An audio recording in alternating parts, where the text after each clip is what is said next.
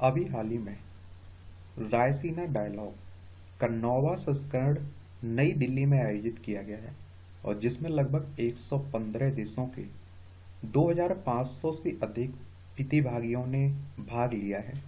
और ग्रीस के प्रधानमंत्री क्यारिकोस मित्सोताकिस उद्घाटन सत्र में मुख्य अतिथि के रूप में शामिल हुए।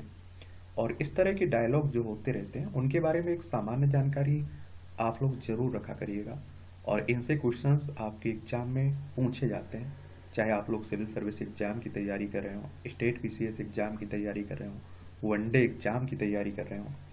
तो चलिए रायसीना डायलॉग के बारे में विस्तार से हम लोग चर्चा कर लेते हैं। सबसे पहले तो बात यही आती है कि आखिर रायसीना डायलॉग होता क्या है, ये आखिर है क्या। तो रायसीना डायलॉग भू राजनीतिक और भू अर्थशास्त्र पर आयोजित किया जाने वाला एक वार्षिक सम्मेलन है और जिसका उद्देश्य विश्व के प्रमुख सबसे चुनौतीपूर्ण मुद्दों का समाधान करना है।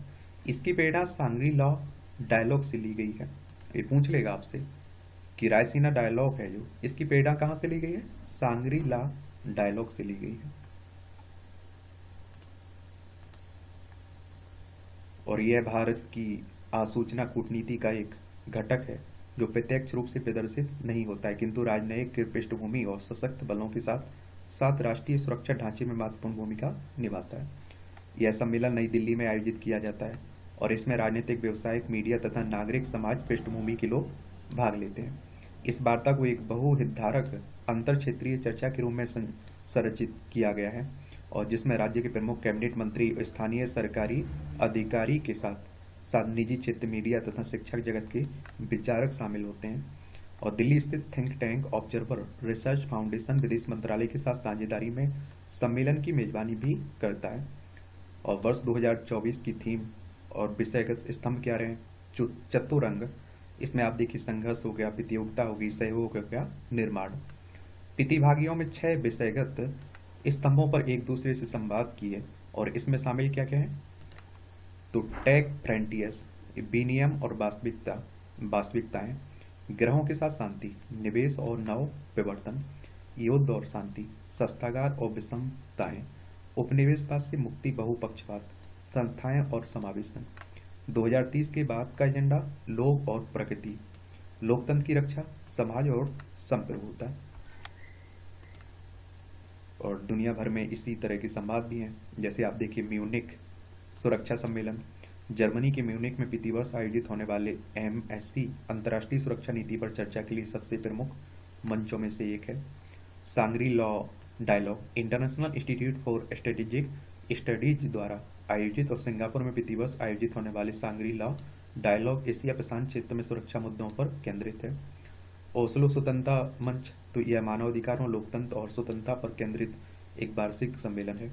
यह विश्व स्तर पर मानवाधिकारों को आगे बढ़ाने के लिए विचारों और रणनीतियों को साझा करने हेतु कार्यकर्ताओं, पत्रकारों तथा नीति निर्माताओं को एक साथ लाता है। रायसीना संवाद 2024 की प्रमुख कुछ बातें हैं, बिंदु इन्हें देख लीजिए। भू राजनीतिक बदलाव, तो प्रतिभागियों ने संयुक्त राज्य अमेरिका, चीन, रूस और यूरोपीय देशों जैसे प्रमुख खिलाड़ियों के बीच विकसित हो रही शक्ति, गतिशीलता सहित चल रहे भू राजनीतिक बदलाव पर चर्चा की है।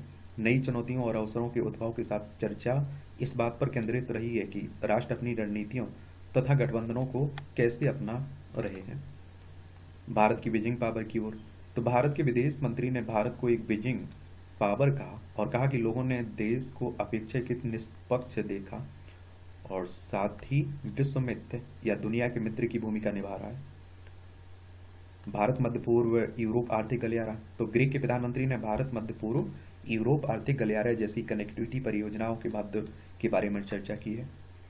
बाल्टिक नॉर्डिक फोरम, तो मध्य तथा पूर्वी यूरोप के मंत्री स्तरीय दल जिसमें बाल्टिक नॉर्डिक फोरम का के सभी मंत्री शामिल थे, ने सरकार के लिए एक नई राजनयिक पहुंच को सक्षम बनाया और प्राय यूरोप के कम महत्व वाले लेकिन आर्थिक रूप से प्रतिस्पर्धी क्षेत्र के साथ व्यापार एवं निवेश समझौते स्थापित करना इस प्रयास का लक्ष्य है। विश्वव्यापी संघर्ष, तो वार्ता का अधिकांश भाग वैश्विक संघर्षों पर केंद्रित रहा। यूरोपीय गणमान्य व्यक्तियों की अधिक उपस्थिति ने यूक्रेन में रूसी युद्ध को सुर्खियों में ला दिया। सैन्य एवं नौसैनिक रणनीति पर पैनल ने आक्रामक चीन को संभालने की आवश्यकता पर ध्यान केंद्रित किया, और जिसमें ग्रे वॉरफेयर पर चर्चा भी शामिल है। यूरोपीय मंत्रियों ने भारत से आग्रह किया कि वह रूस के साथ व्यापार और संबंधों पर पुनर्विचार कर तथा 24 फरवरी को यूक्रेन पर रूस आक्रमण की दूसरी वर्षगांठ से पहले यूक्रेन की संप्रभुता के मामले पर जोर दे। और विशेष रूप से उन्होंने से यूक्रेन के राष्ट्रपति व्लादिमीर जेलेंस्की के अनुरोध पर स्विट्जरलैंड में शीघ्र ही आयोजित होने वाले शांति सम्मेलन में शामिल होने का आग्रह भी किया।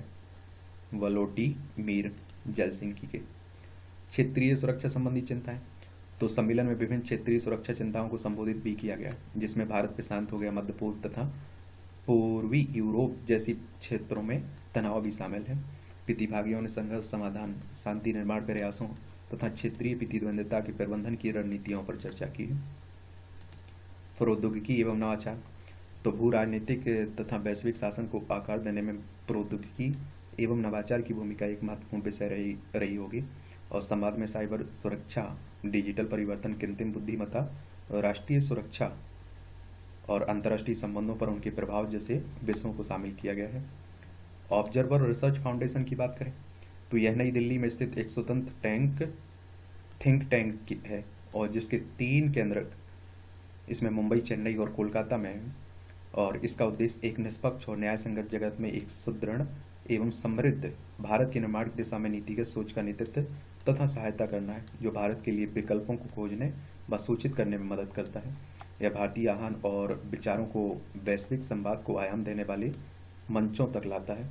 यह विश्व भर में सरकारों, व्यावसायिक समुदायों, शिक्षा जगत और नागरिक समाज में विविध निर्णय निर्माताओं को गैर पक्षपातपूर्ण, स्वतंत्र, अच्छी जगह से शोधित विश्लेषण तथा इनपुट प्रदान करता है एक तरह से। तो इस तरह से आप देखेंगे यही कहानी है और रायसीना डायलॉग की। इतनी जानकारी इसके बारे में याद रखिएगा, अगर क्वेश्चंस पूछा जाएगा तो आप लोग जवाब जरूर दे पाएंगे।